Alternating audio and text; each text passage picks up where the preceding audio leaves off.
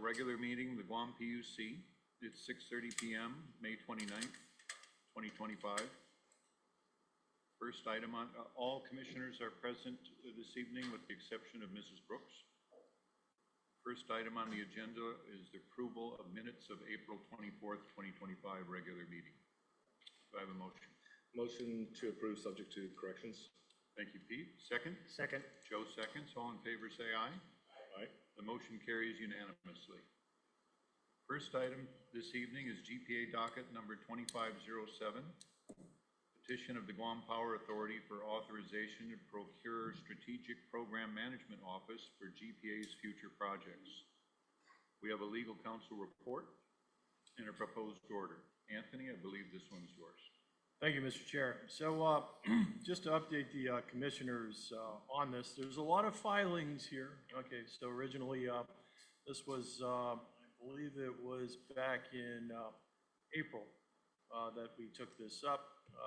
It may have gone back to March, actually. And so this was for the Strategic Program Management Office for GPA's future projects. Now, initially, when they filed this, I looked at their history with prior PMO contracts and decided that this was a bit too risky as written. Hence, I found originally that their $10 million cost wasn't reasonable and that the contract was neither prudent or necessary. And it was suggested that, or as a result of that, they filed their supplement report. Hence, there was a second GPA filing, and then they filed a notice of the errata to correct some of the things in their supplement. Now, at that meeting, we kind of tabled this, and I was instructed to meet with GPA and basically see if there was some compromise. We did have that meeting, and I stated that there would have to be more contractual and managerial safeguards to prevent what happened with the PMO contracts from happening to this contract.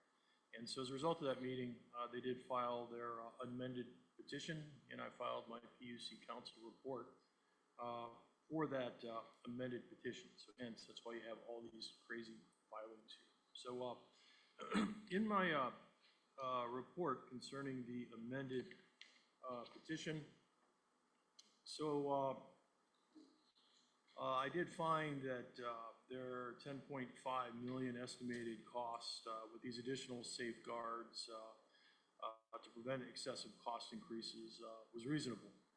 Now, initially, I found that it wasn't reasonable because they simply based this $10.5 million cost on an assumption that it would cost 15% of the $70.1 million estimated cost of GPA's current projects. These are just about 4 or 5 projects, is what this boils down to.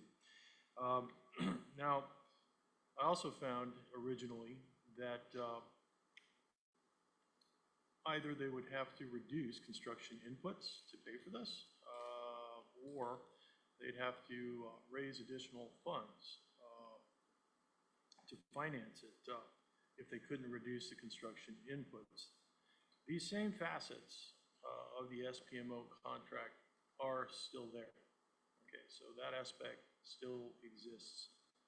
They're either going to have to reduce the construction inputs or they're going to have to find other forms of revenue to pay this additional 10.5 million in addition to the 70 million. However,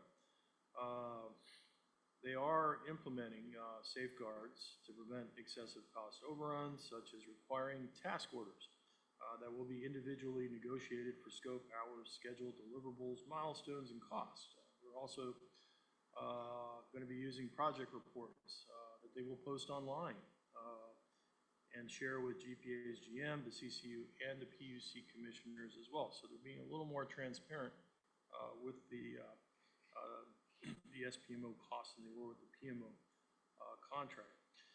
They were also going to require the contractor to provide invoices that includes hourly billing based on a previously agreed schedule.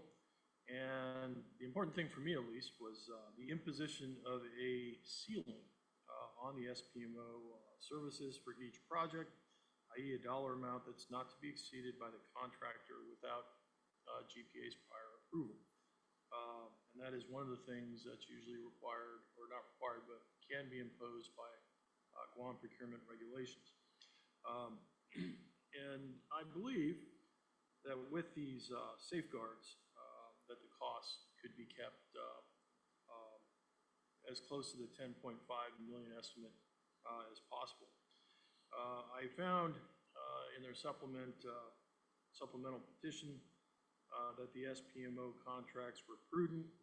I previously cited the negative history with the PMO contract to argue that procuring this type of contract on an indefinite quantity,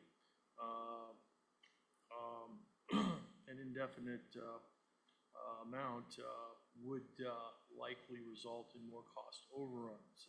However, GPA in its supplemental petition clarified, or not supplemental, but amended petition clarified that it would require the SPMO contractors to report to GPA's Assistant General Manager for Engineering and Technical Services, or AGMETS.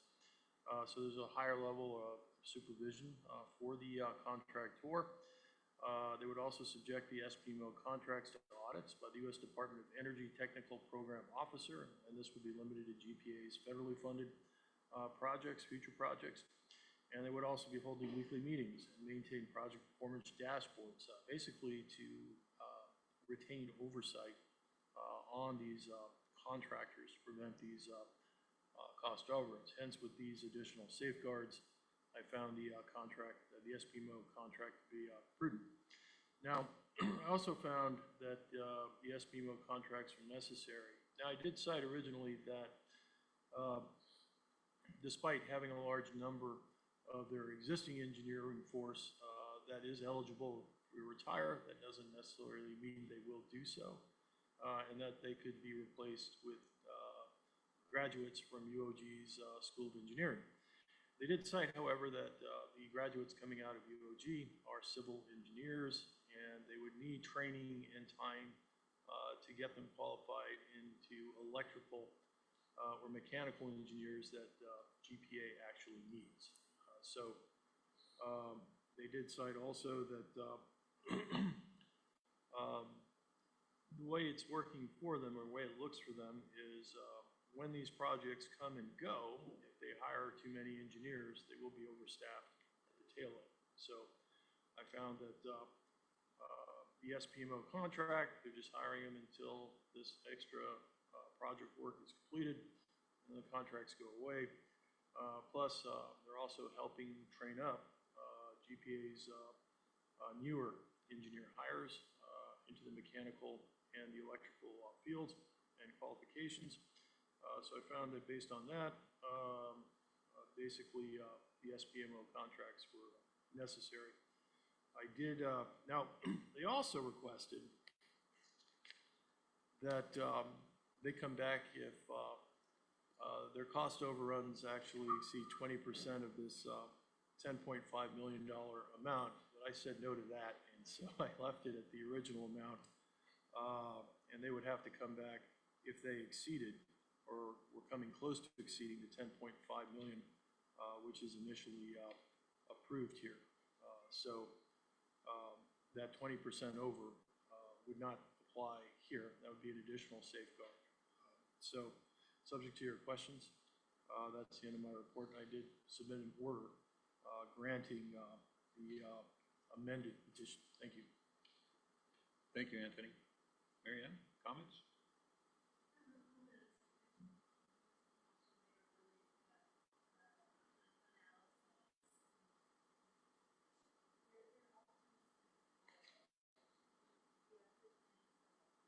Okay. John, anything to comment on? Thank you, Mr. Chairman, Commissioners. I'll say it's a good start. It's a happy problem.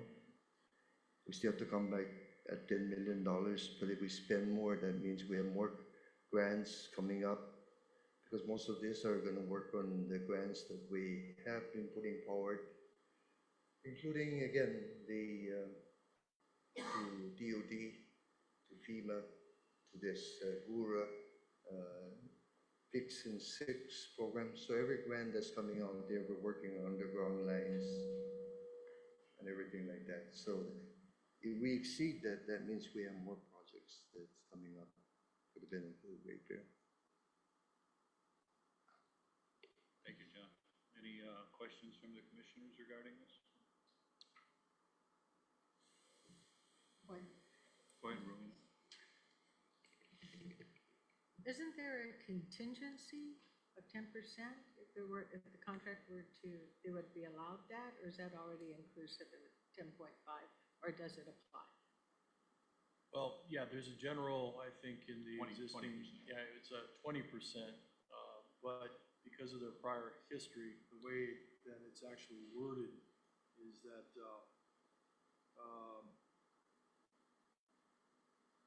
basically, they'd have to come back if they exceeded the, looking at the The actual language of 10.5. the order. They have to come back if they're going to exceed 10.5 million.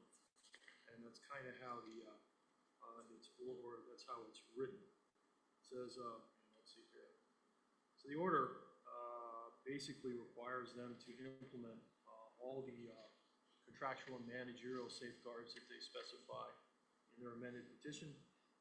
And it also says, requires the GPA shall obtain prior PUC approval if the aggregate cost of the SPMO contracts will exceed the 10.5 million estimated cost. That would basically require them to come back if they're going to go higher than this amount.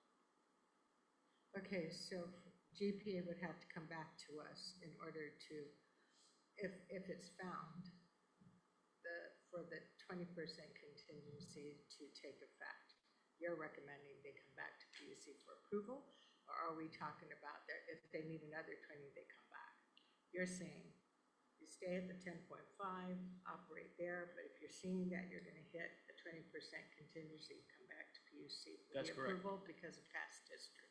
Yeah, so that's what makes this order a little different than our normal order, Mhm. is that 20% contingency would not apply to this they would have to come back if they're gonna exceed 10.5 million as specified here. So am I reading this, we're talking about 8 safeguards that GPA is adding into this contract to have the PMO begin. I'd like to, just for note for the record, like Attorney Camacho says, our prior history. I'd like it for the record, it's not my prior history, no? I No, we're think, talking in whole, yeah, just the past but I've experience, been, we know that. we've been running, we've been coming to you, of course, since I took over in 2014. This is now 11 years, and we've always diligently coming to the PUC, not exceeding the orders and all of that. The request for all of this, that's fine. We would have done a lot of this anyway. We do have a very prudent way to handle the cost, no? So what this is saying is after they spend 10 million on the PMO, I have to come back to the PUC. What we have put in is a 15% of the contract as a provision, and that's how we estimated the $10 million. But GPA is fine with that. We just want to move forward, and then we can address it when we come back to yourself. And like I said, hopefully it's a happy problem, meaning we're going to have to spend more, because that means we have more grants that are coming to us. And so it's not even the 20, it's even punitive in saying we don't have the 20%. You are limited to 10 because of your prior history. So I can't take that back. So I just wanted to share to just put for the record, no, that that's not my history, no, and stuff. So that's all. I understand that. And all this is grant money too, John. That's correct, sir. Most of this is grant money. If we use it at all, it'd be already for projects that we have approved, and again, we stay within the project, no? Yeah. I think it may have mentioned something about the T&D building, no? But we might just do that ourselves. It's just mostly for grant projects. And that's our best estimate. As we all know, inflationary costs have risen about 40% in the past 3 to 5 years. Huge. So all the prices have come up, no? So therefore, that's why we just use the 15% as a ratio for any contracts we have. And, unfortunately, we haven't really brought those contracts to the table yet. However, we are pushing very hard now, pushing everyone to try and get us some grants to make this island more reliable and secure and resilient, most especially from, national threats, from typhoons and all of that. So we continue to work real hard on that.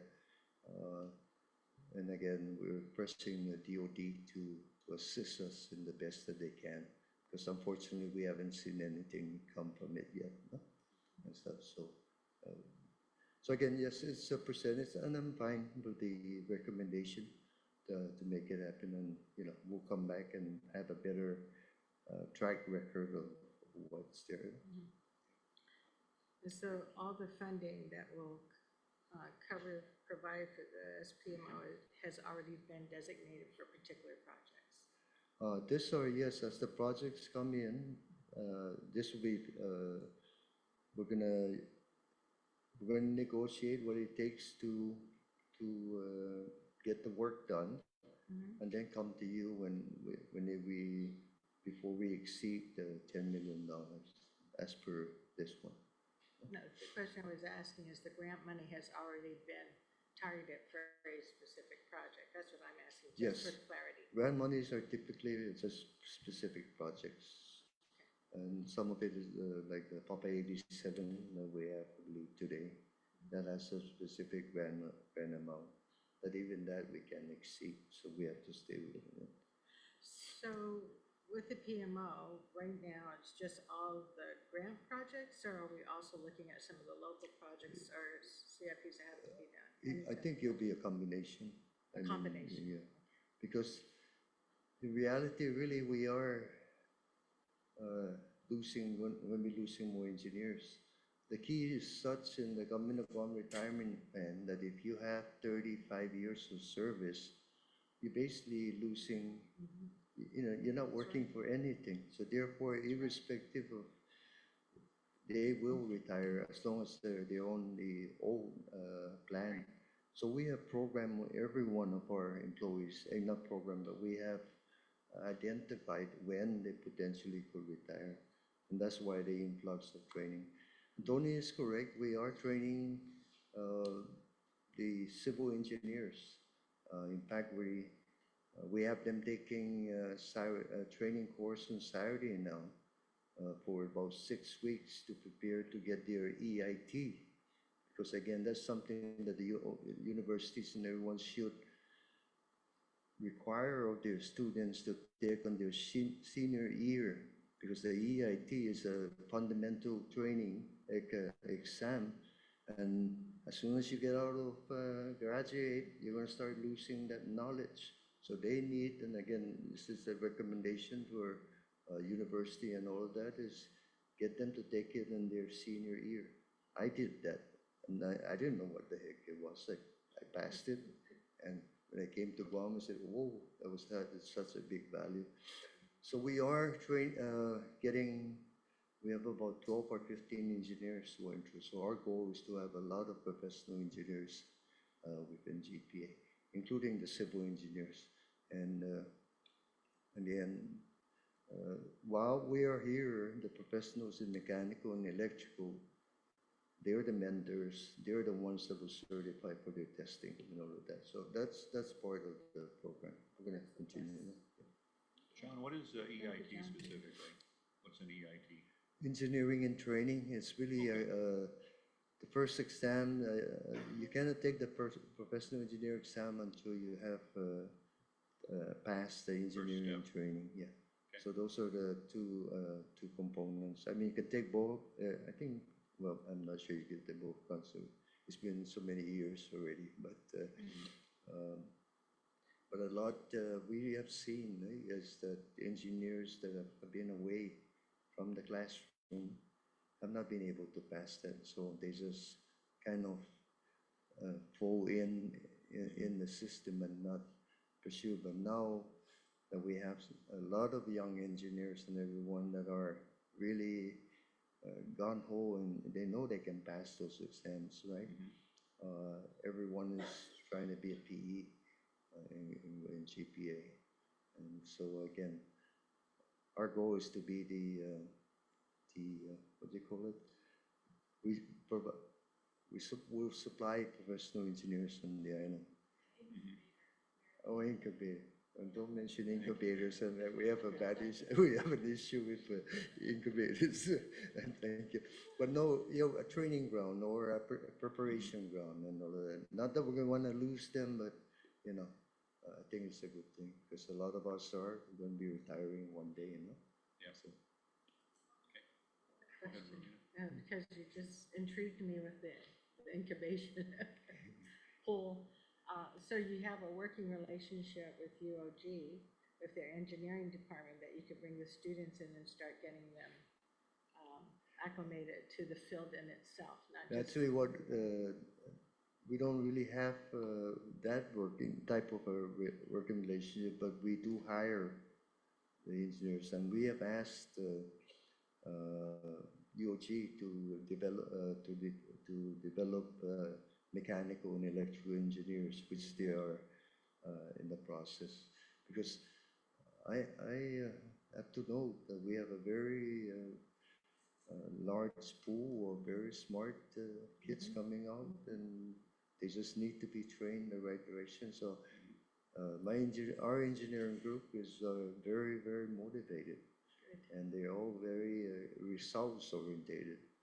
So that's what's happening. We've been working the program to do online master's degree in electrical engineering. So they may be civil, but if they take the online master's degree in electrical and being under the oversight of a professional engineer electrical, they can take the exam. And the PE exam is easy. It's the EIT that is. That's a difficult one. And I don't know, maybe they're going to make it harder now if I said that. Thank you. Yeah. Anything else? So I'd move to grant the amended petition to procure SPMO for future projects as indicated in the proposed order. Thank you, Mike. Second? Rowena seconds. All in favor, say aye. Aye. The motion carries unanimously. Thank you. Next Thank you. item, GPA docket number 2511, petition of the Guam Power Authority to enter into an agreement with TriStar Terminal Guam, Inc. to extend the term for an RFO pipeline lease agreement and a RFO storage lease agreement. We have an ALJ report and a proposed order. Joseph? Thank you, Mr. Chairman. So this matter is before the PUC pursuant to GPA's request for PUC approval to extend its current contracts with TriStar Terminals Guam as they relate to the first contract, which is the pipeline contract, and the residual fuel oil storage facility contract, which is the second contract. And as the PUC may recall, these are contracts that the PUC has historically reviewed and approved, and so this is probably like the third time or fourth time that this contract is before this commission. So as this commission may be aware, the F1 dock at PAG is where the petroleum products like gasoline and oil are offloaded, discharged, and distributed. Now, under the pipeline agreement with TriStar, GPA has non-exclusive use of TriStar's B pipeline, which it uses to resupply from the F1 dock to the Navy valve pit for transfer by GPA, eventually to GPA storage and power generating facilities at Cabras Island. Additionally, TriStar also maintains and operates a storage facility known as the Agate Terminal, which GPA leases through a certain RFO storage agreement. And in September of 2022, the PUC approved a 3-year extension of both of these contracts scheduled to terminate at the end of August 2025. And so GPA is before us because these contracts are set to expire this summer. So in April of this year, the CCU met and they authorized GPA to extend both the pipeline agreement and the RFO storage agreement by 1 year.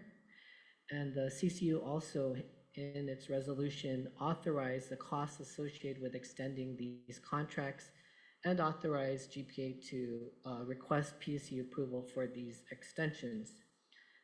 And just to review, pursuant to the pipeline agreement between GPA and TriStar, GPA has a continuing non-exclusive right to cause its oil products to be transported through B pipeline from the F1 dock to the Navy valve pit for connection to the pipeline to GPA's Cabra storage and power generating facilities.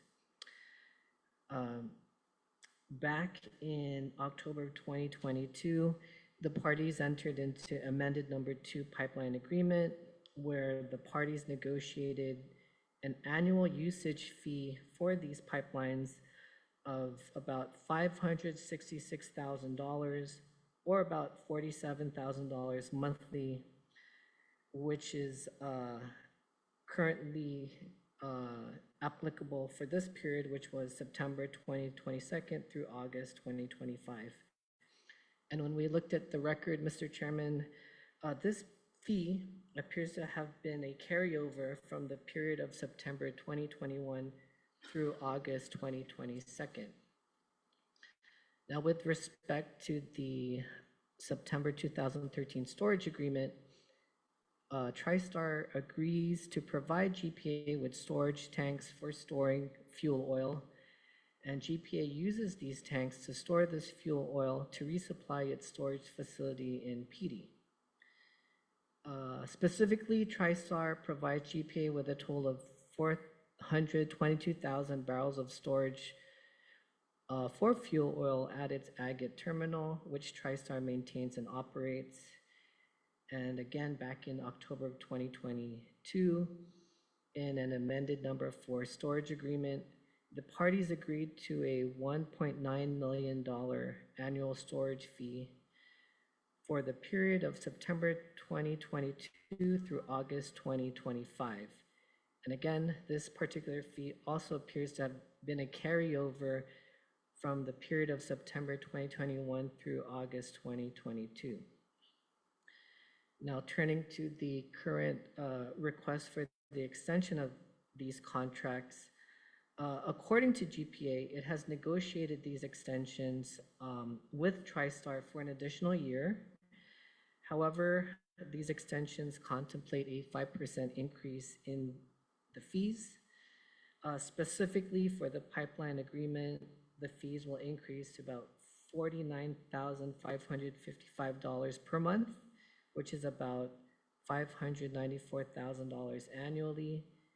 And for the RFO storage, the fees will increase to $169,000 per month and about $2 million annually based on the storage capacity of about 422,000 barrels of fuel. This budget also includes a plant delivery fee, which GPA estimates will be about $656,000 per year, which thereby increases the total storage costs to about $2.687 million. Now, when we looked at the record, according to TriStar, the 5% increase is due to significant and sustained increases in operational costs, particularly in labor and material expenses. And GPA submits that while it anticipates that an extension through August 31st, 2026 should be sufficient, it also believes that these agreements may possibly terminate earlier due to the scheduled retirement of Cabras 1 and Cabras 2 units. Specifically, and in response to an RFI that my office issued, GPA's engineering department estimated that the retirement of Cabras 1 and Cabras 2 will be completed by March 31st, 2026. In its petition, Mr. Chairman, and as well as contained in responses to the RFI, GPA has made it clear that TriStar is the sole service provider for these leases, and therefore it does not appear that there are other alternatives at GPA's disposal for these types of services. And so, Mr. Chairman, based on this record, I found that the contracts were reasonable and that the extension referred to were prudent and necessary. And as indicated by GPA, the contracts are vital since they ensure the uninterrupted supply of fuel oil to GPA. And this commission has historically supported that. It's previously held that any disruption to the safe distribution of fuel resources to GPA could be a potential threat to the public health, welfare, and safety of our island. And again, with respect to the fees under this new extended pipeline and RFO storage contracts, these fees have remained the same since 2021, which were the same fees that were negotiated back in 2018. And so we have not seen any increases in the rates since that time. And as indicated to us by GPA, GPA plans to retire Cabris 1 and Cabris 2 by March of next year. And once these units are retired, GPA indicates that it'll phase out these agreements, which will thereby yield a savings of about $3.281 million per year. And as I've indicated earlier, TriStar is the only service provider for these services, the RFO pipeline and the storage. And so there are simply no other alternatives at GPA's disposal at this time. And so based on this record, I recommended that the PUC approve the contract extension for 1 year at a cost of $594,667 for the pipeline agreement and $2,687,000 for the RFO storage agreement. Thank you, Mr. Chairman. Thank you, Joseph. John, any comments? Very shortly, Mr. Chairman, Commissioners. The commissioning of Ukuru is on target for, of course, the contract is September 30. Otherwise, they get into $240,000 a day penalty. There is that 1 million bonus for them to commission on September 15, and so I believe that will be achieved. So that means that under the consent decree, we have 6 months from that date to retire Cabris 1 and 2. So you're looking at March 31st or even as early as March 15. And so again, all of this, the pipeline and the storage are for RFO, which only services Cabris 1 and 2. We're doing our best to minimize the amount of delivery. Unfortunately, it looks like we do have to bring in a $200,000 barrel supply in July. And we've programmed our production so that by January of 2026, we should be empty in fuel oil. And we just prepare the unit, and basically at that point, if there's no oil, basically we're retiring the unit. We call, you know, it could burn on diesel, but not at any major. So again, this is just the extension to that time, and then all what they were doing is they would clean one tank, put in another tank, keep on burning all that fuel, so that we don't have to, you know, send it off island afterwards. So we're programmed to completely burn all the fuel that we bring in in January of next year. Good. Thank you, John. Any comments from the commissioners? Go ahead, Pete. Yeah. First of all, John, thank you. Thank you for negotiating a reasonable increase after, you know, with TriStar. It's like at 5%. versus the previous years that we had to deal with. So, just to clarify then, so when Canvas 1 and 2 retire, then the need for the pipeline and the storage tanks are gone. No Yeah, more, that's correct. the agreement, okay. Yep.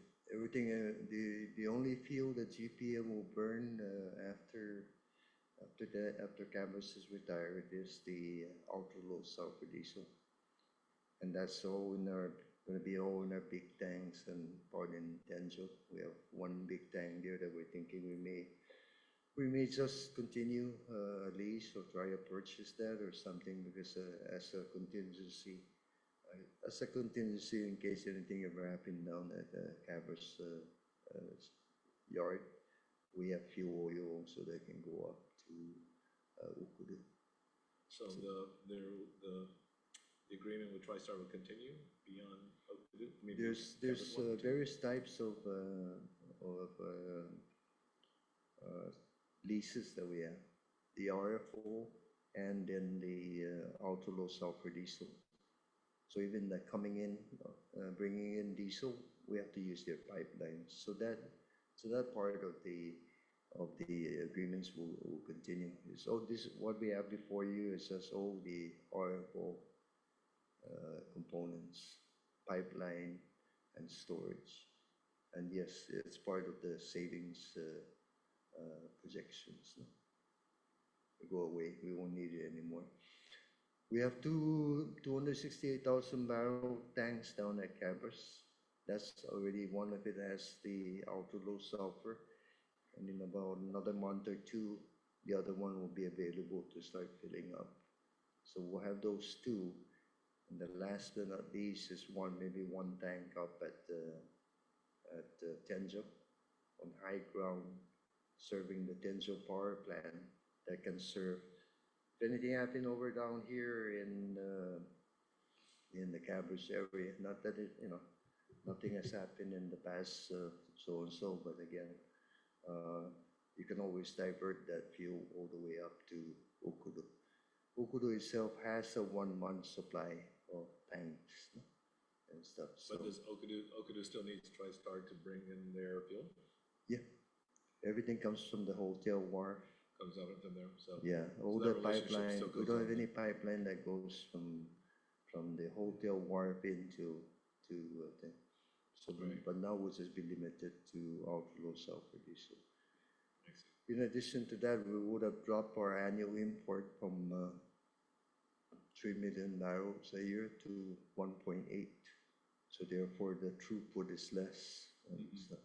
Right. And then again, the only other thing on the table is whether we go to natural gas or whatever, but everything is gonna I just be think the original diesel. concern was they're the only ones who can do it as a third party, so we're at their mercy when they decide to raise rates. So, I don't know, we talked about this years ago, about finding a GPA solution internally. Is that still, No, it's not out. Possible? We'll take a look at it, especially with the imports that we have, no?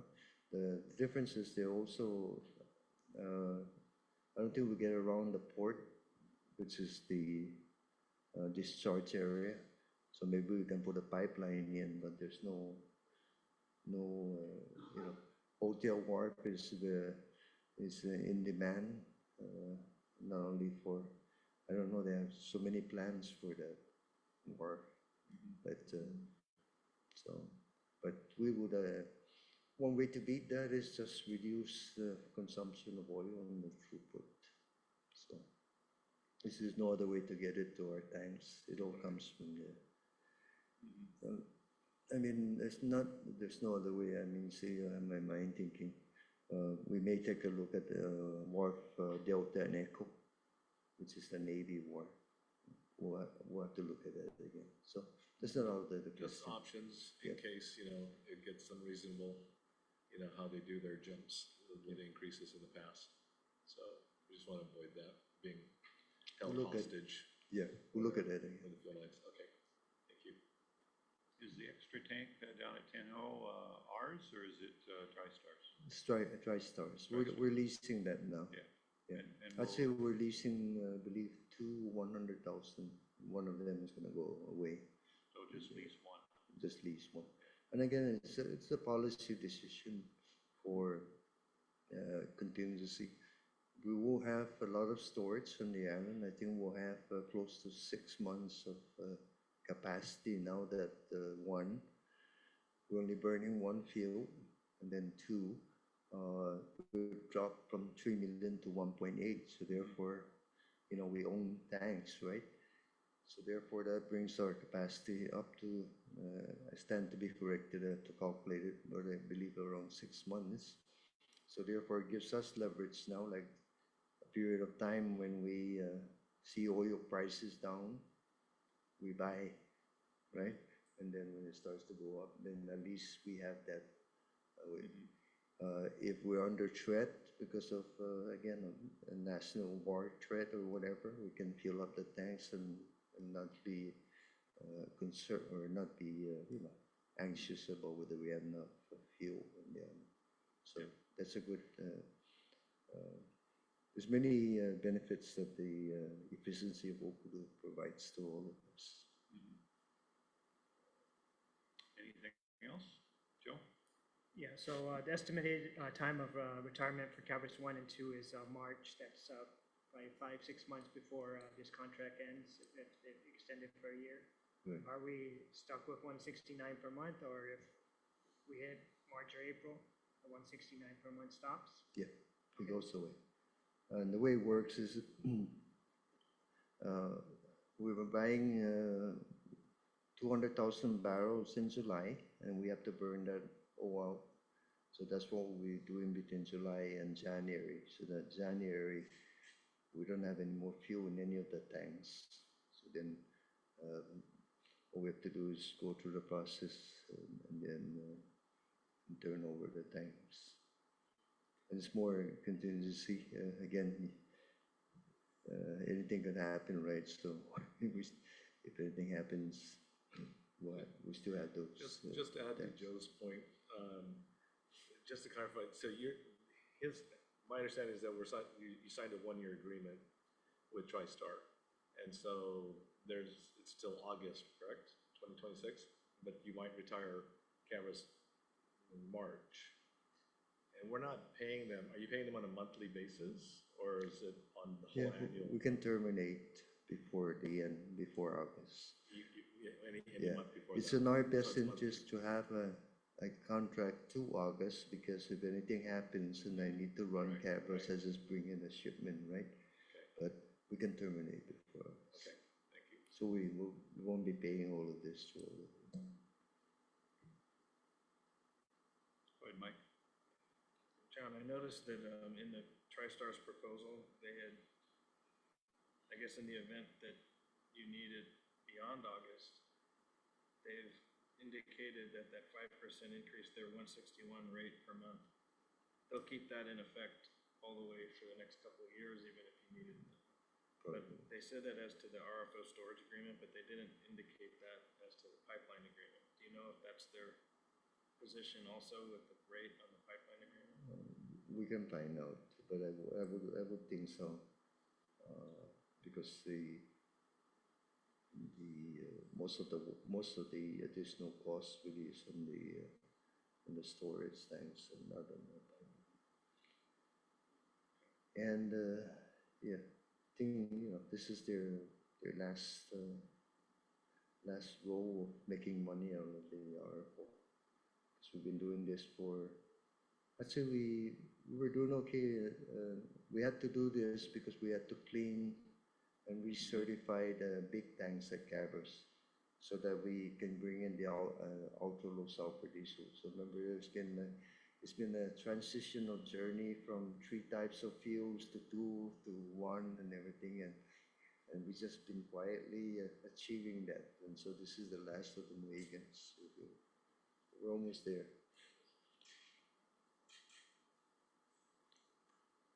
Anything else? Move to approve GPA docket 25-11. Thank you, Joe. Second. Pete seconds. Thank you. All in favor, say aye. The motion passes unanimously. Thank you. Next item is GPA docket number 2512, petition of the Guam Power Authority to amend the Ukadu Power Plant Energy Conversion Agreement to permit GPA to pay for additional testing. We have an ALJ report and a proposed order. Fred? Excuse me, Mr. Chairman, I'm gonna have to recuse. Ukadu is a client of my firm. Thank you, Mike. Thanks. Mr. Pangilinan is recused from this docket. Go ahead, Fred. Thank you, Mr. Chairman, Commissioners. This matter comes before the PUC for approval of GPA's request to amend the energy conversion agreement between GPA and Guam Ukadu Power, that's GUP, G-U-P. This is to allow GPA to pay for additional pre-commissioning testing power, which will result in additional energy support services from Ukadu Power Plant. Just to give you a kind of a thumbnail summary of what's going on here, GPA has experienced increased power load. They're looking for an immediate available source to gain more power. So the testing power that is being done now at Ukadu could be available. But the problem is the ECA, the Energy Conversion Agreement, right now states that prior to the commercial operation date, GPA shall not pay for energy delivered to GPA during testing and commissioning. So that provision was probably put in there to protect GPA, but now GPA wants to purchase more power. So here's an available source through Ukadu. And what the CCU did in its resolution, that's FY 2015-18, passed the day before yesterday, was to amend Article 3.3.2, which states that prior to the commercial operation date, GPA may pay for energy delivered to GPA during testing and commissioning on terms mutually agreed by the parties that provide a benefit to ratepayers. Such agreement shall be set forth in an amendment to this agreement, setting forth the terms for the purchase of power delivered to GPA during testing and commissioning. And GPA has submitted the agreement, a draft agreement between the parties, which would allow for the purchase of this power. The other aspect of this is there is a cost to GPA, which is approximately $4.9 million that it will be paying to GUV. So they're also asking for approval to expend that amount. GPA then is seeking to amend the ECA so that it can purchase the additional testing power from GUV prior to the commercial operation date of the plant. Recently, the Ukadu plant has been undergoing testing and commissioning activities with the expected commercial operation date in September 2025. The Ukadu power plant has successfully tested up to 145 megawatts gross power through the simple cycle process and will be testing the steam turbine for combined cycle operations for its contracted capacity of 198 megawatts in the upcoming months. The problem is that since 2024, GPA's average power demand has seen an increase of about 10 megawatts. In April of this year, GPA measured that increase at 259 megawatts. But then more recently in May, the total demand, the peak demand has gone up to 265 megawatts. And at the same time as there's an increased need or increased demand, there have been plants that have been overhauled. You might remember that PD8 was down, I think, for at least a week, maybe longer. And that's an ongoing situation. So here, GPA submits that the additional energy produced by Ukadu testing can mitigate the effect of load shedding by providing supplemental energy at a time of high demand. Customer demand based on historical trends is expected to rise still higher this summer as the temperatures increase. In order to avoid the possibility of load shedding as demand increases, GPA proposes the purchase from GUP of additional power generated by the testing of the Ukadu plant. GPA has submitted a draft amendment to the ECA, which the parties apparently have agreed to, and also a schedule which sets forth the terms and conditions. As I understand it, from May 30th to June 10th, GPA will be purchasing power from GUP that's produced by the simple cycle, probably 60 megawatts, I believe, is around the limit for that period. But after June 10th through September 6th, the whole 135 megawatts from the combined cycle would be available for purchase by GPA.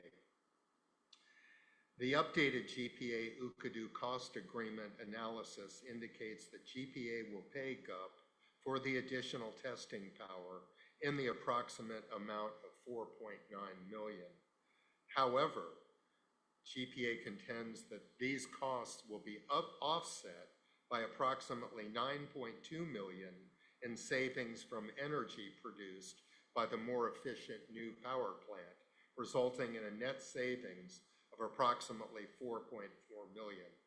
I'll get into that a little later on the specifics.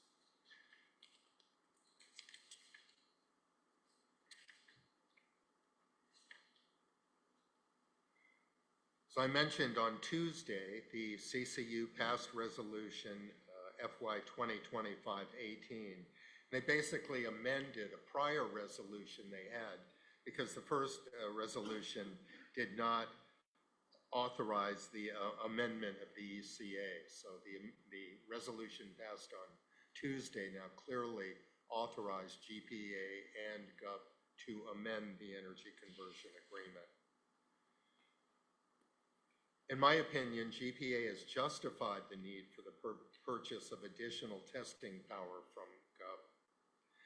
There has been an increase in peak demand to 265 megawatts in May, which may go up. This places additional load burdens upon the island-wide power system. GPA in the past has developed a standard that it wants to have sufficient demand available even if the top two generating units are out. So there's a reserve. There has to be a sufficient reserve.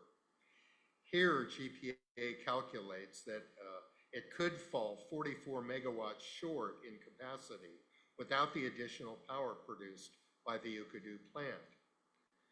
With the minimum additional capacity of over 131,625,000 kilowatt hours from the additional test power, GPA should have sufficient power to prevent any undercapacity load imbalance or load shedding. And GPA has gone beyond this to suggest that there will be cost savings to the ratepayers because of differences in fuel prices, which I'll get into. But it was occurring to me that even if GPA weren't saving money here, there's certainly advantages to preventing load shedding for the people of Guam. That's hard to put a monetary value on. But it seems to me that just having sufficient capacity in our system to meet the needs of the ratepayers is something that in some ways even goes beyond cost considerations. But nonetheless, I do find that GPA has presented a credible case that its plan to purchase additional testing power will produce cost savings for the ratepayers. And sometimes I know, GPA knows, I'm skeptical about cost savings and you wonder what's really going to materialize. But I think here, having looked at it carefully, that there is a very good possibility that there will be cost savings. In the discovery that I submitted to GPA, they returned to me an Ukadu cost agreement analysis, which I've attached as Exhibit 1 to the ALJ report, and that probably explains better than I can why they will probably save money here.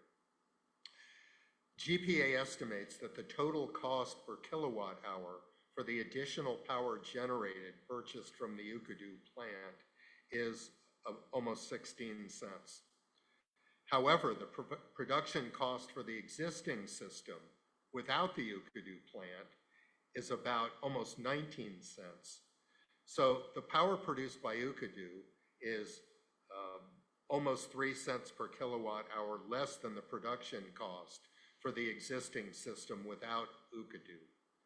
Based upon a minimum kilowatt purchase of 131,625,000 kilowatt hours, GPA estimates that there will be a savings from the purchase of the additional testing power from Ukadu in the amount of 4.4 million. The reason for the variance in the cost of fuel is the thermal efficiency of the Ukadu plant. It's far more efficient than the existing system, and it burns less fuel.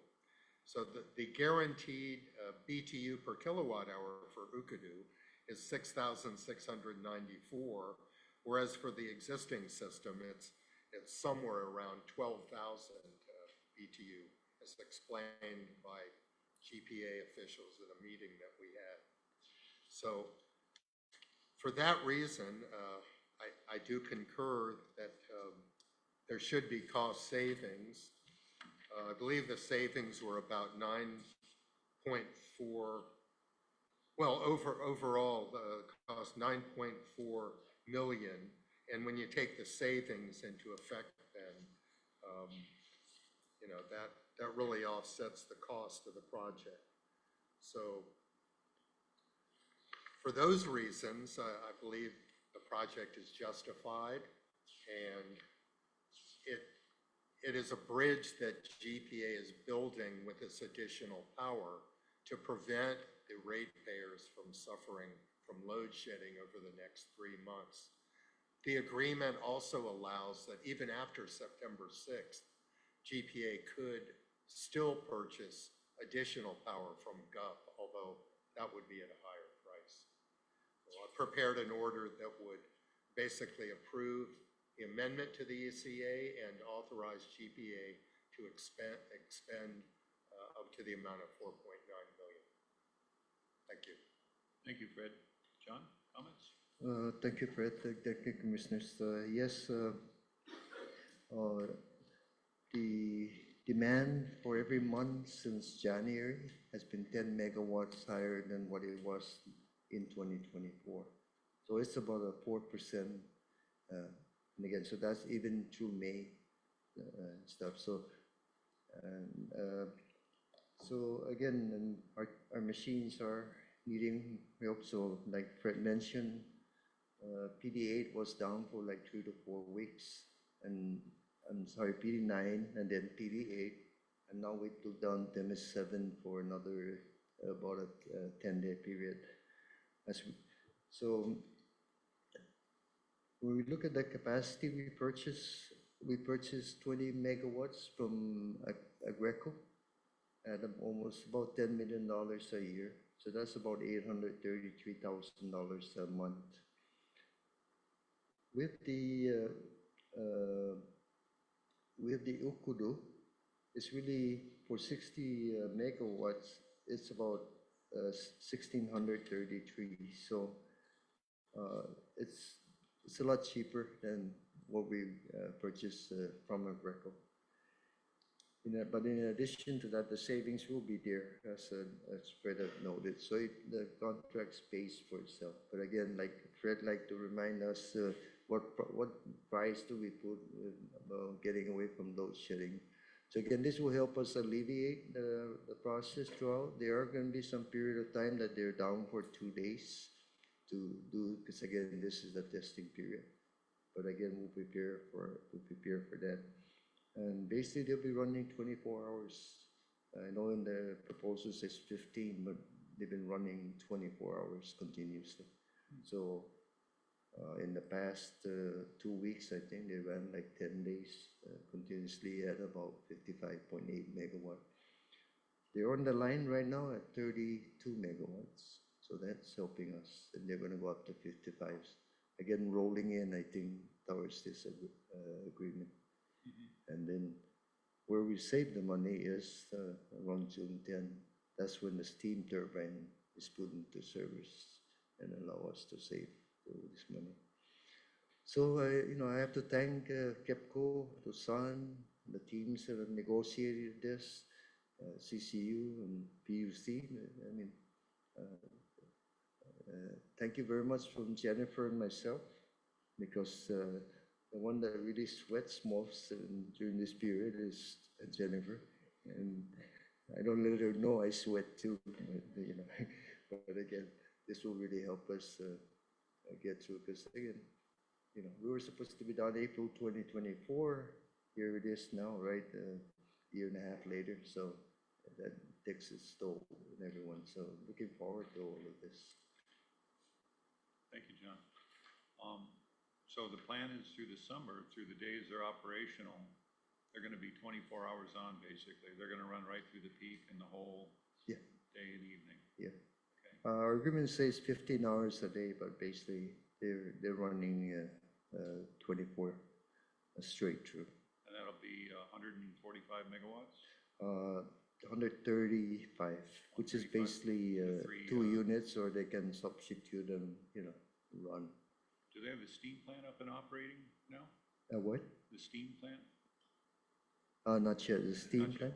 Will That would be part of this? June 10. June 10th. That's when the 135 kicks in. Yeah.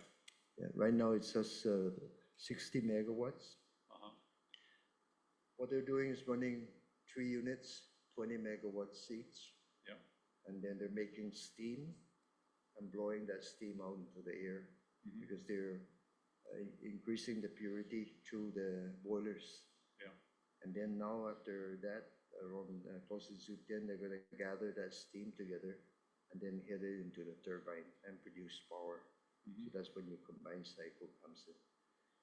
And then, again, for this period, we're only talking about 135. Then when they commission, then we have 198. Or So more. I'm thinking we'll probably run them around 190 and stuff. But we can't run completely up there yet until we burn all the fuel out at Cabras.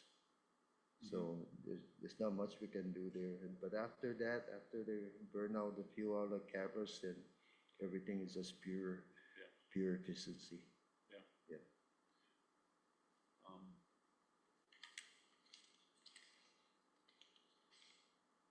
Any problems from the earthquake the other night in the entire No. system? No, yeah, my picture Everything frame was fell off. That's a pretty good, that's a pretty good quake. But no, the plants ran through that, and hopefully, we're looking at Cabras 2 has some vibrations, but we lowered it. We'll see how it works out. But, Okay. so most of these That was steam tier plants, three. they have separate foundations, so they kind of roll together so that they're not, so. And the only one that ever took us down was the 8.1 and back in 1993. I think it took everyone down. Huh? It startled everyone. Yeah, remember that one was almost Oh, a whole yeah. minute, right? So I think it's, heck, I'm getting out of here. That's right. Yeah. The beginning of And that's what the earthquake. turbines do. If it's out of certain ranges, it'll trip itself. John, have we, I haven't noticed any, but have we experienced any load shedding over the past couple of weeks at all? I know you Yeah. kind of gave No, a not in forewarning. the past couple of weeks. There was that one day where, and again, it was like a half an hour for here, this group, and another half an hour, because, and again, our team has been religiously putting out if we feel like we're gonna potentially load shed that evening, no? And again, we keep trying, making sure, right? Right. Then we give out a notice, and not that it's inevitable, but heads up, and you have your schedule, right? And with that schedule, they stay within that. So even if they even if they took you out half an hour within your schedule, at the top of the hour, you'll be back. So, Yeah. so that again is just to give everyone a heads up. So we've been doing well, except for that in one day in the past 3 weeks or so. Okay. And again, the Okudu also was running for like 10 to 14 days during this period at 60 megawatts, 20 megawatts each.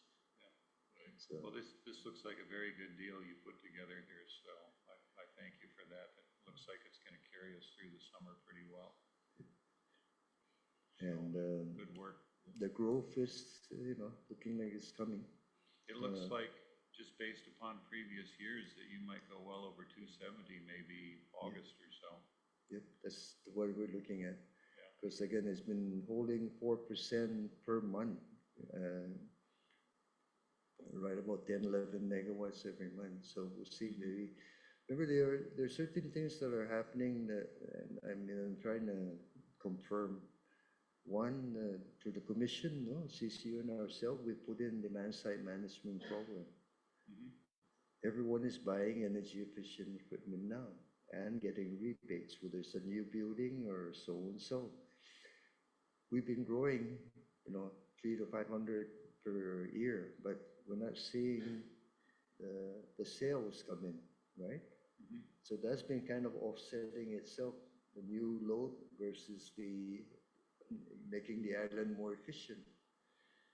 But I think now that the islands are basically there, being more efficient, so now everything is pure growth that is coming, DOD growth. The marine base, they're not fully operated yet.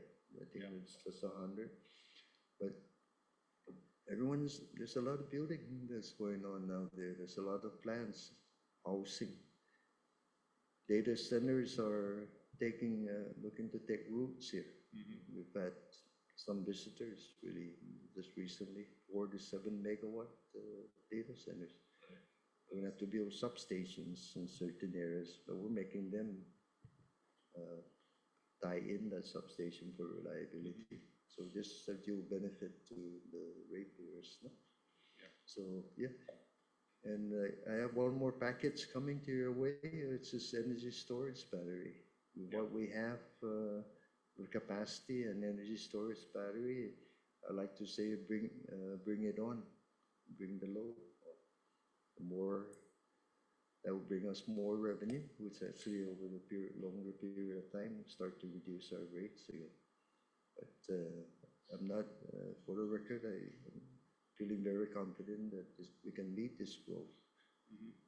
Remember 1993, Matai. Middle of the 90s, it is Matai again. And here we're almost, so I've been through all of that, and I think we're almost, we have a plan, put it together, and thank you for your support, and we're going to be there. We'll get away now from the supply side worries and just worry about how do we make the delivery system much stronger. Yeah. And that's why we try to get more grants, underground systems, a little bit at a time here.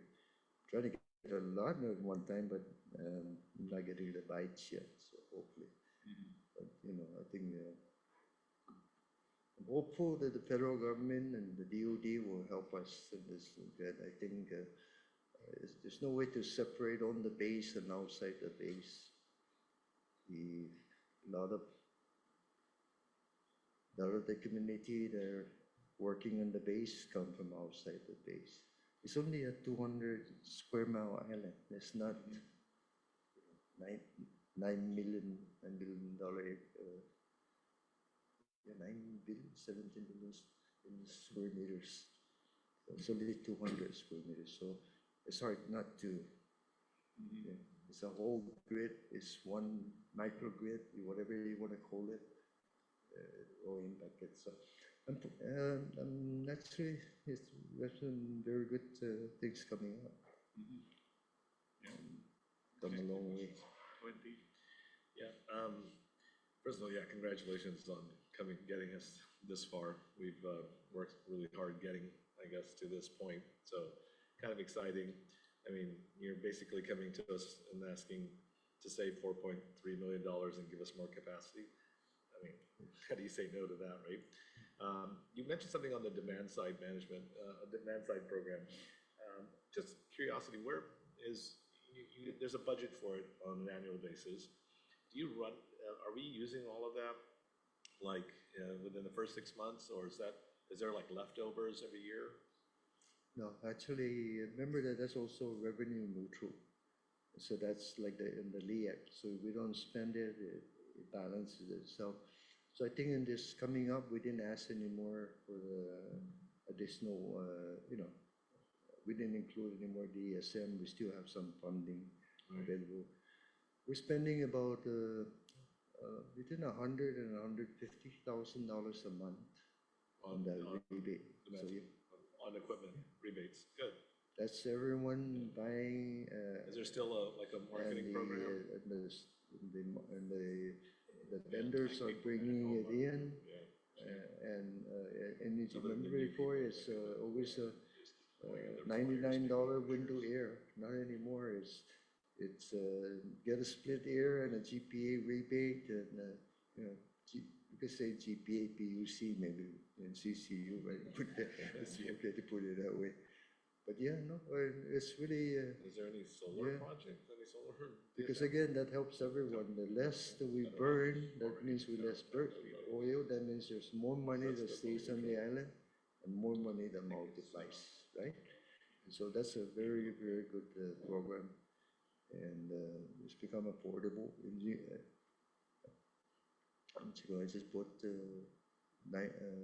12,000 BTU for energy efficient for like $500-600 installed.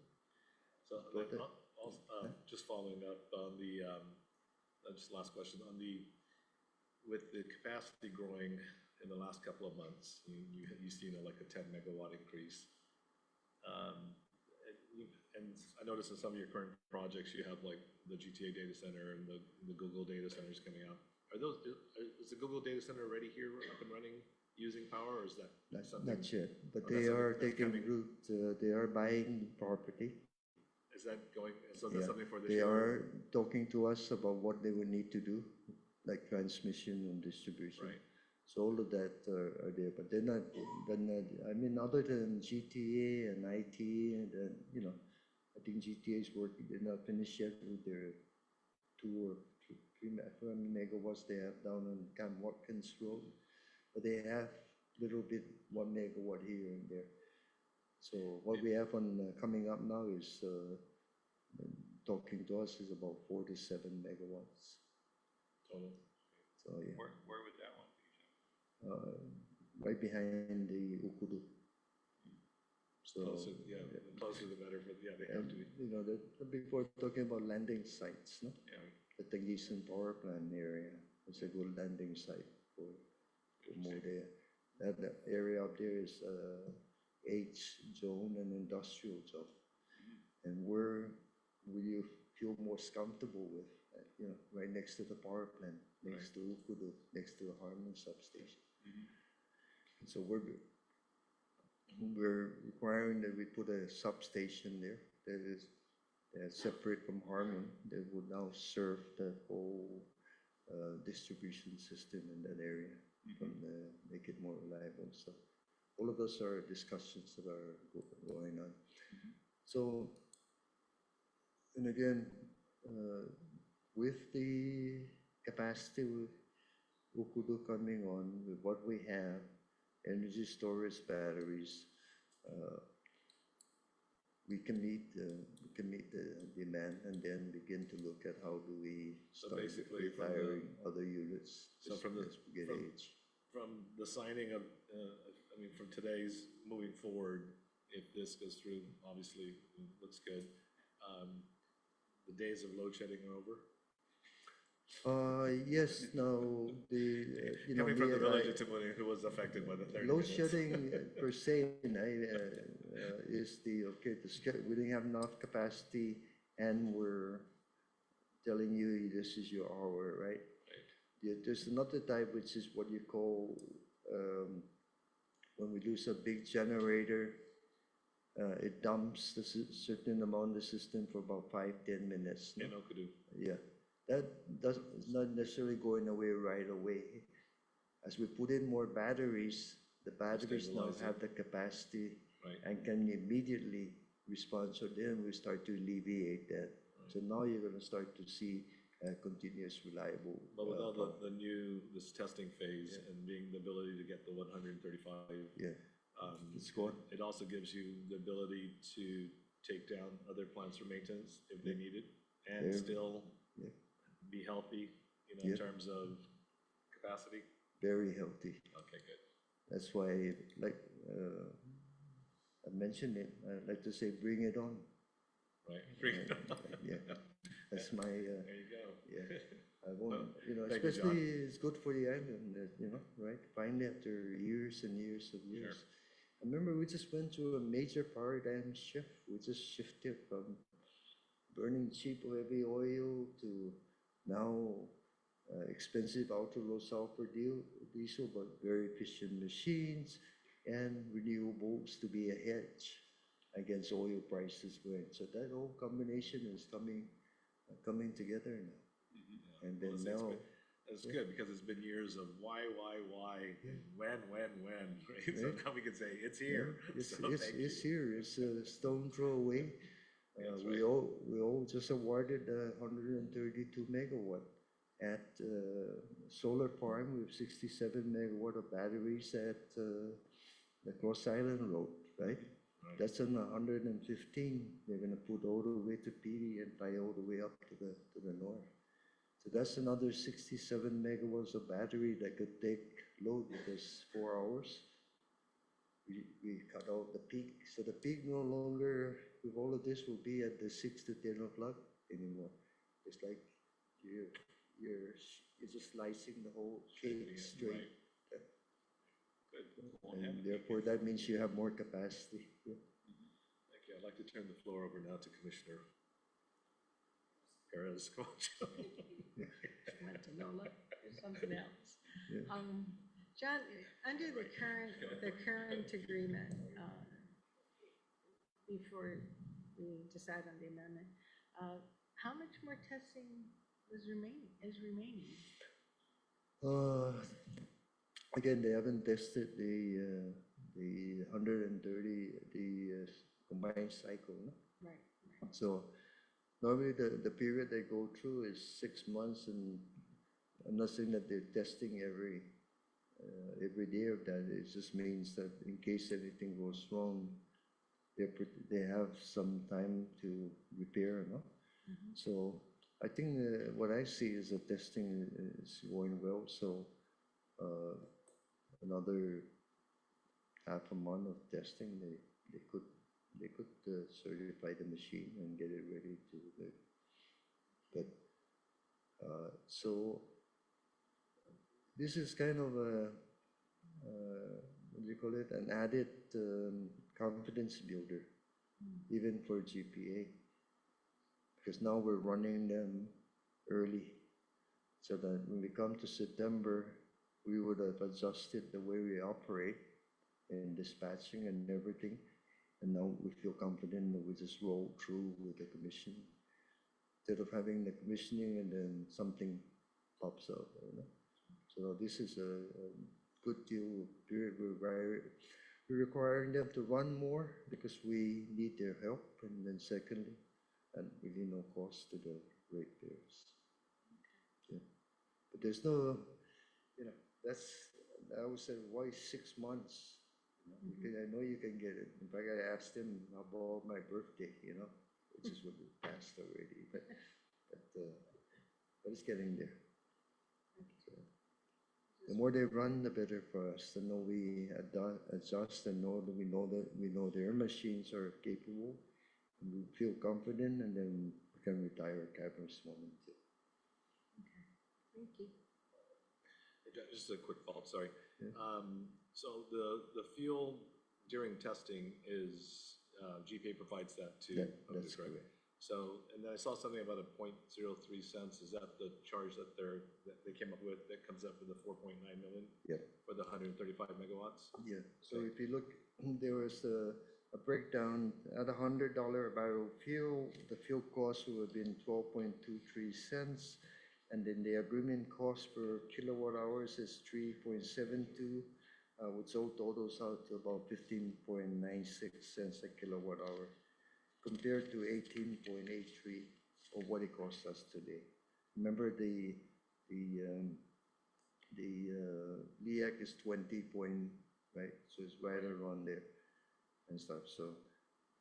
And when they run, they're gonna produce this much energy, and then this much energy times that 3 cents per barrel. That's your savings, Right, and that's Okay. already net. that's the savings. That's already net of their agreement. See, so 12.2 cents for fuel, 3.7 cents for any operation maintenance in this period, Right, and then that's the total.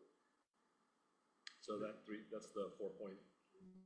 Yeah, some- 4.3. Something, Yeah, 4.9 or whatever we're paying yeah. to, That's the to that's test, for an extended test. Okay. that's your 4.3 is your savings after your net savings. No, the actual cost, what you're paying, 4.9 million. 4.9, right? Okay. Thank you.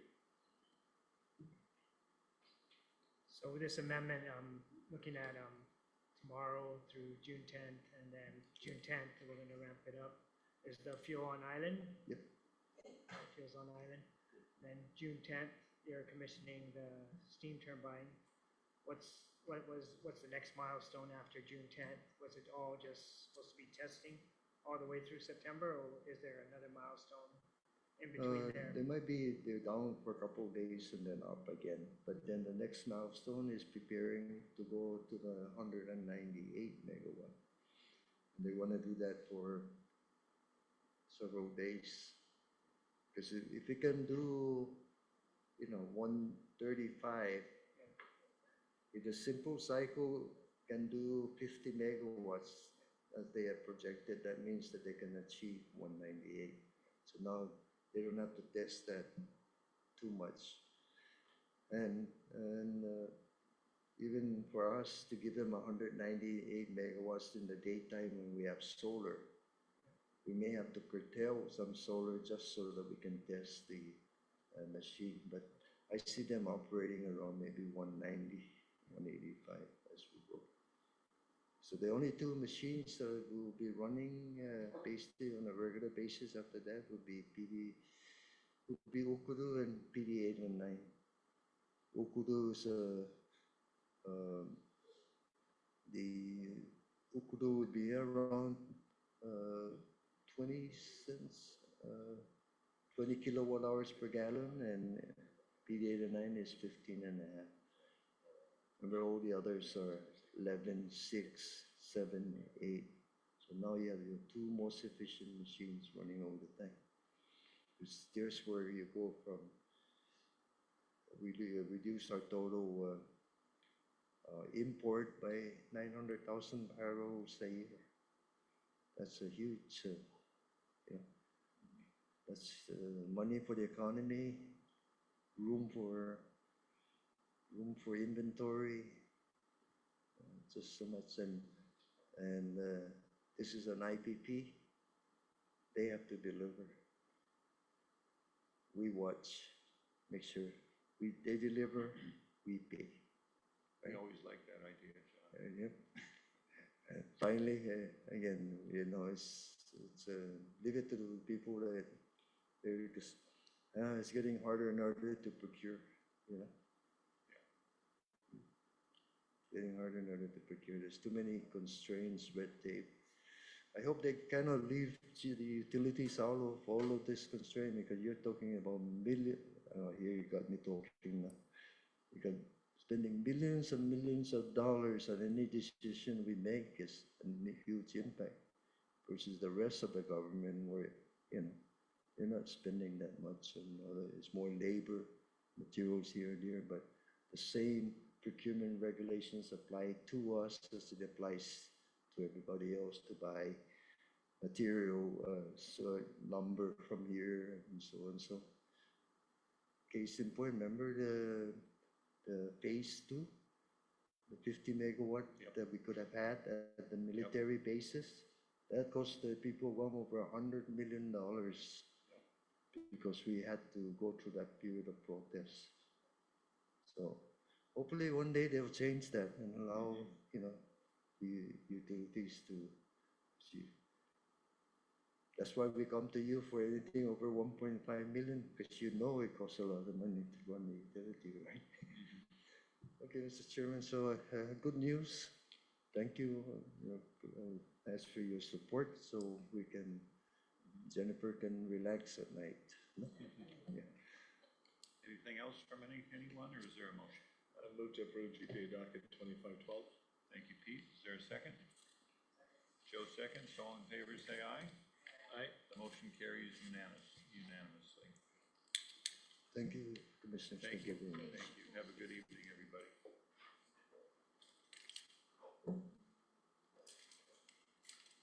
On to administrative matters. Update on solicitation of lease for office space. Anthony, what's our update on that now? So I did make all the changes, I believe, to the procurement manual for the PUC. I reviewed the minutes, and after the meeting, everybody gave me their little notes that they had taken with, you know, their recommended changes. I tried to include all of that. So I attached to the this topic 6 is the actual revised procurement manual with all the amendments. Just to summarize, the main ones were I had a uniform numbering. Okay, so the numbering is the same throughout the entire thing. I got rid of RCOG, that one acronym that was there. But the biggest ones were, so if you look at the second page, we're keeping competitive sealed bidding for purchases above 250K for professional services and office space, and above 150K for all other purchases. Below that, there's small purchase between $1 and 250K for professional services and office space. Okay, so it's on the first page. And between $10,001 and $150,000 for all other purchases. So that was kind of the big main one.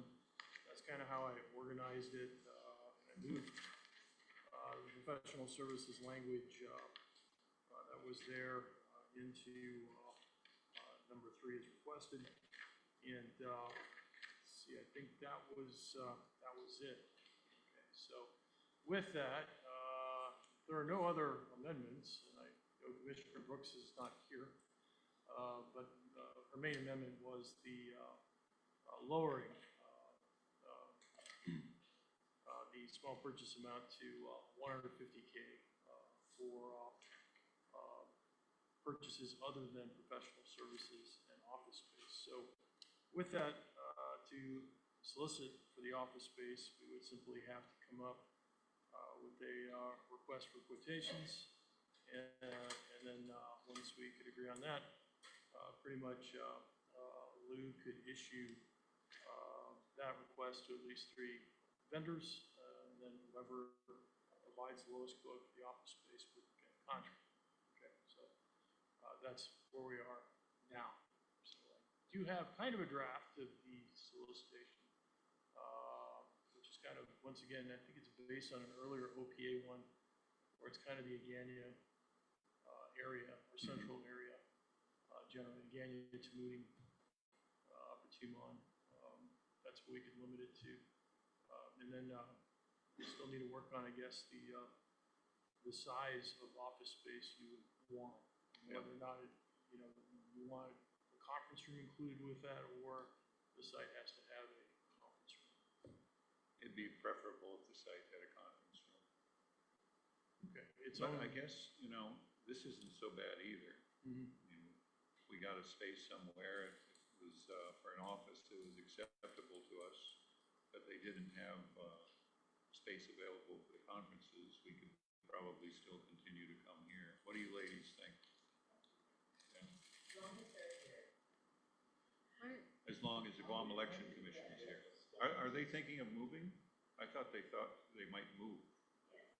Okay, so then this space might not be as acceptable. Yeah. Okay.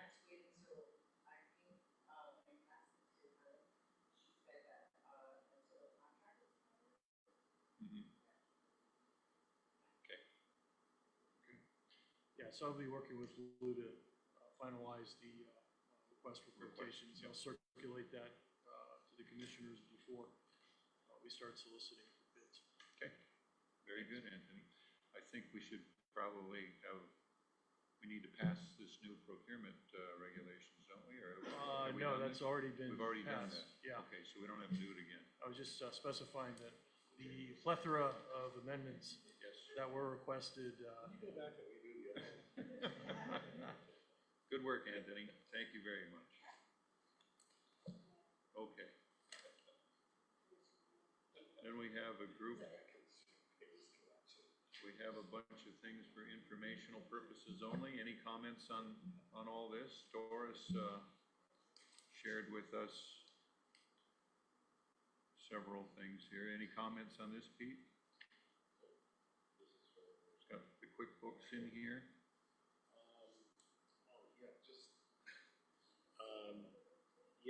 Just one comment on, not so much the financials, but where we are in the QuickBooks and transferring. I believe the team has already contacted EY. We purchased the QuickBooks using an ACH, so now it finally belongs under the PUC. It's known not and reliant upon any particular commissioner or person, so the license is under the utility for QuickBooks. The IT situation, I had ordered all the equipment, it's arrived already, and I have the last monitor in my car. So then, all the tower and the software, and the installation will happen after they, contact, Eric, right? And he'll come down and he'll do the final installations, and you guys should be up and running after that, right? Okay. All right, beautiful.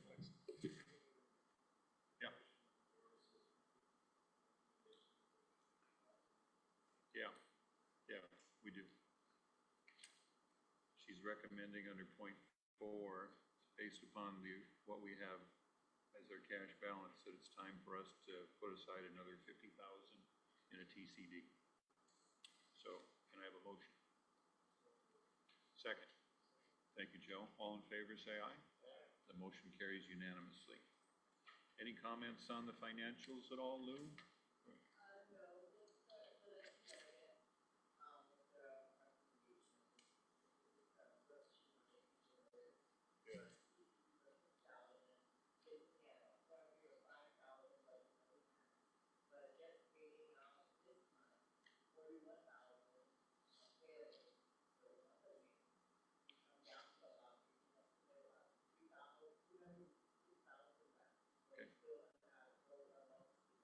Yeah.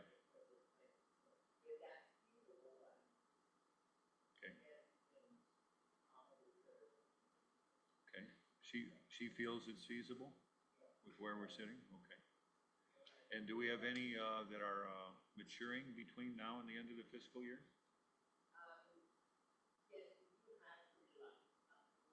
Okay. Okay. Okay. So this is the third, the fourth? Is this the third or fourth? This is the fourth one. Okay. Okay. Could Very you, good. could you clarify that again? You said we're having one mature in July Yeah. 2025, and then the next one, 2026. Oh, okay, thank you. So where's the third one? When's the third? No, there's three, we should have three in. This would be the fourth one that Commissioner Brooks is recommending. Right, the three. Do you remember what the months are? So for this the, is not, so this fourth one is not, we're not gonna have 200,000 in TCDs? 50, 50, 50, 50. Right.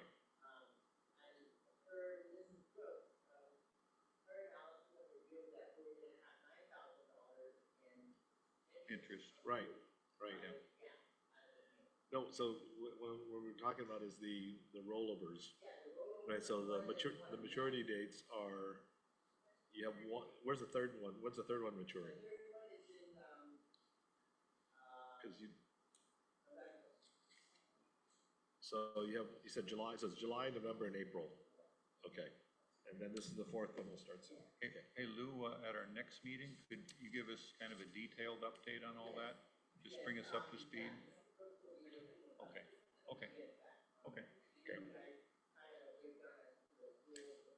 Right. Thanks. Now, there's a whole bunch of various things on GPA with informational dockets. Anybody have any comments on any of this?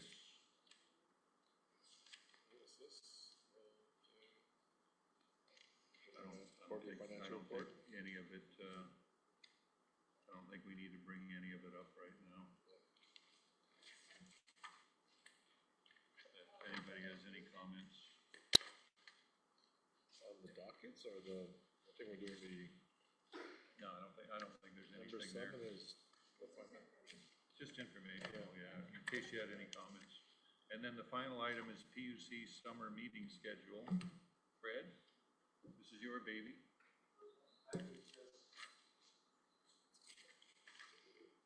Yeah, there are a couple of matters that probably need to be heard next month.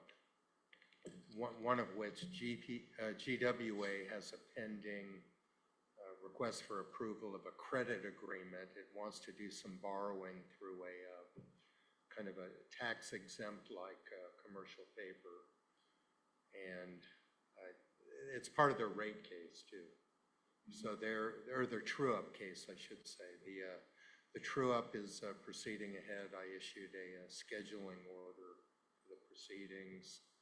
But I think preferably would be to have that matter heard next month.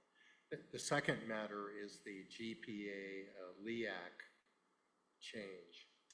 And at the meeting on Tuesday, the CCU, I believe, approved a proposal which would reduce LEAC from roughly 20 cents to, I believe, I want to say 18 cents. Yeah. In September 1st. No, August 1st. August 1st. Then September 1st, I There'd believe. be a large drop. Another, Down to 13.6. down to 13. Yeah. So, but the problem, that maybe could be heard in July, but because of the GWA matter. And GWA also is going to be filing a request for a bond issuance. Now, I don't know when that's going to be filed, but I guess I'm suggesting maybe July would be the month to take off. If we take off July and they want to do the first LEAC adjustment by August 1st, We have to do it next month. we would handle it next month. And then the August meeting, we can handle the larger decrease at that time. Which is it, will they have the base rate to us by then too? They haven't filed that yet. They've said they're going to file it in June, sometime in June. But there are other two, rate-like matters pending. One is the Guam Solid Waste Authority, which I've been working on, and that likely will be ready, I'm hoping August. And then in September, you will have the GWA true-up proceeding. So these rate cases are going to be hitting fast and furious. So what you're suggesting, Fred, is the month we would take off this summer, which we characteristically do every year, pick a month, would be July. Yes. Okay. And then the regular meetings would be June 26th and August 28th. Everybody okay with those dates?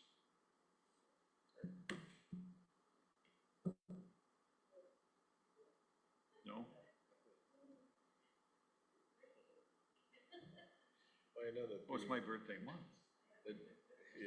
July, August. June 26th. Come on in here, we'll sing you happy birthday. I'll get your name right this time. You'll feel that. No, he might pick a different name for you. That's right. I only know as Rowena. A row. It's your fault for adding the extra name. That's right. Threw me off. Yeah, but I know it sounded like GWA needed, that issue was time sensitive for the credit report, so. Well, I know if I tell them it won't be heard until No, yeah. July. July, No, we'll hear it they'll in be June. June. They just better be ready.